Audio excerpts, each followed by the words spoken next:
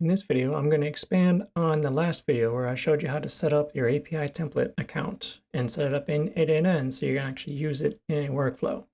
If you haven't watched it yet, I'll leave a link for it in the top corner.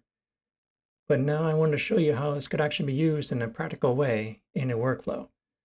So this is the general gist of the workflow. It's going to start at midnight. In this case, you can always change this to something different. It's going to get rows from a sheet. In this case, I just have a Google Sheet, which I have a quote, a background image. That's all I'm changing in this case. The status is always going to be blank for the new ones I wanted to create. That's very important. Once it's done, it's going to give me the image URL and then the remaining credits I have just for a quality of life kind of a deal. So if I see this down to like 5, I'm going to be in trouble. So yeah, this is a very basic Google Sheet. All it has really is the quote and background image. And that status, which is very important. So in here, in the workflow, it's going to kick off the trigger. It's going to get rows in the sheet, and it's going to look for that status being a blank value. So now if there's other rows in the sheet that don't have anything, don't worry about it. It's not going to like add a million blank rows in here. It's just going to grab the ones that have something in it. So you just got to make sure it has your document is the right document and the right sheet. Put the status to what you want, and then the value is blank. It's then, in this case, it has 4 rows in that sheet. So it's then going to go through this loop 4 times. So it's going to update the sheet, and you want to leave these blank. It will not change anything that's in those fields. It just changes the status. And the row number that it's using to match is the row number of the loop. So as this loop goes through, it'll change that row number from 2 to 3 to 4 to 5, whatever. And it'll update that row to the status in progress and leave all the other ones blank for now.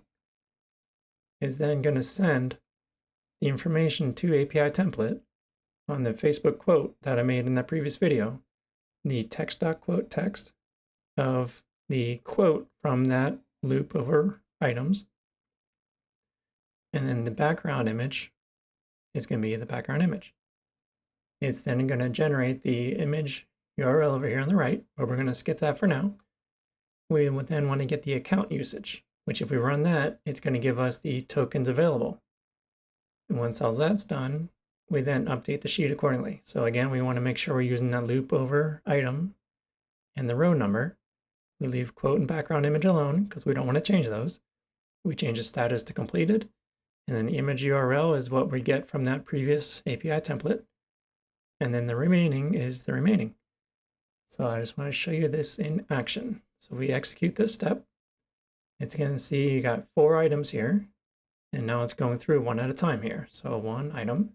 If we go back to that, it shows completed now, and then in progress. So then once that's completed, you can then click on this, and it'll take you to the image that it created. So you can like spend however long you want to do this for, put all your quotes and background images in this Excel file, or sorry, Google Sheets file.